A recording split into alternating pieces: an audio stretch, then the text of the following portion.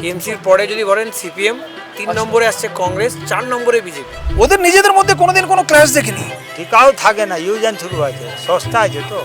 কিন্তু দে know that, যারা কেনে ওরা জানে।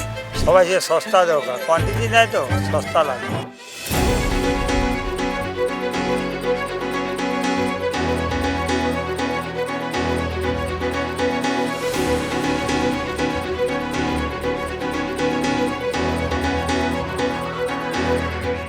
নমস্কার, বর্তমান ডিজিটালে আপনাদের স্বাগত। নির্বাচন আসা মানেই গলি থেকে রাজপথ সব জায়গা কিন্তু মুড়ে যায় বিভিন্ন রাজনৈতিক দলের পতাকা, ফেস্টুন, ব্যানারে। কিন্তু এই পতাকাগুলো আসছে কোথা থেকে? আমরা এই মুহূর্তে আছি বড় বাজারে। এখানে পরপর পতাকার দোকান এবং এইখান থেকে কিন্তু বিভিন্ন রাজনৈতিক দল তাদের পতাকা নিয়ে যায়। অর্থাৎ একটি দোকান থেকেই কখনো সিপিআইএম, কখনো টিএমসি, কখনো বিজেপি নিজের দলের পতাকা নিয়ে নিজের প্রচার চালাচ্ছেন। একবার কথা বলবো এখানকার দোকানিদের সঙ্গে কীরকম বিক্রি হচ্ছে এবারের পতাকা। ইলেকশনের বাজার তো আপনাদের ফ্ল্যাগের বাজার কেমন?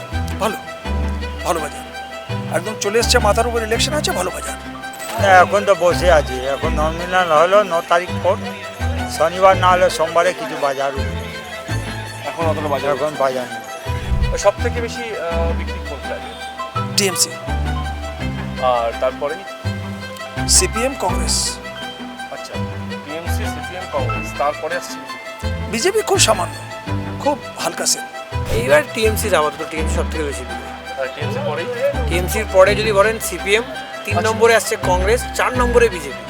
ও চাহিদা টিএমসি, সিপিএম, বিজেপি এদেরই চাহিদা আছে। এখন তো টিএমসি আছে,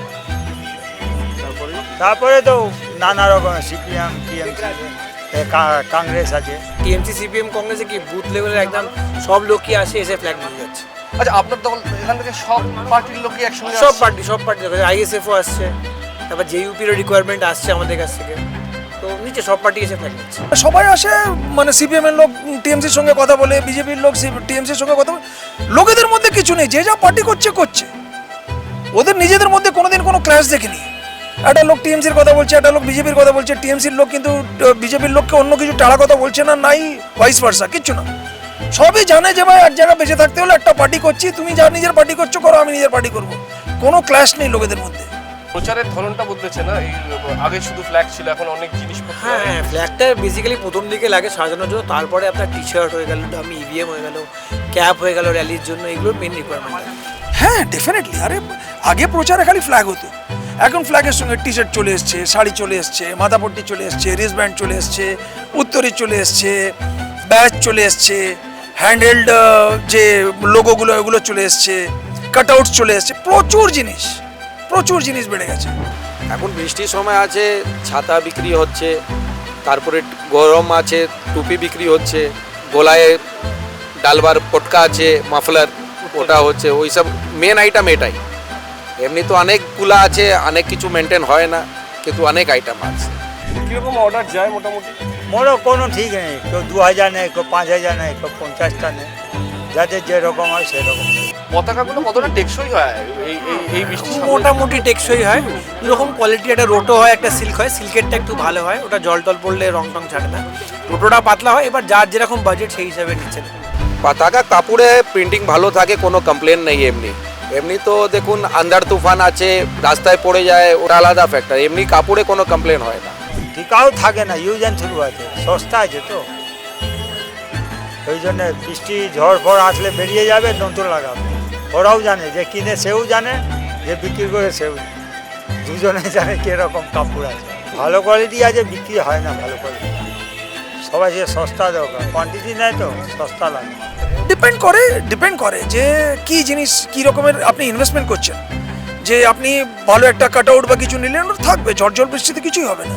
এবার যে সার্টিনের যে ফ্ল্যাগগুলো, ওতে কিচ্ছু হয় না। হ্যাঁ, রোটো ফ্ল্যাগ যেগুলো, ওটা সস্তা ফ্ল্যাগ, ওগুলো ঝড়ে একটু প্রবলেম করে, কিন্তু দে নো দ্যাট, যারা কেনে ওরা জানে।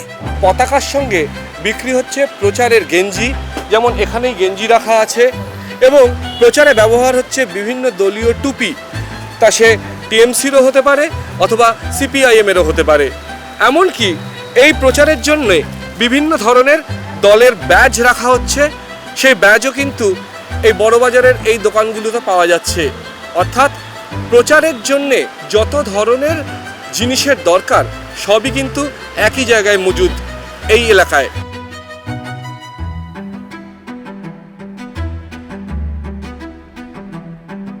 ফলো করুন বর্তমান।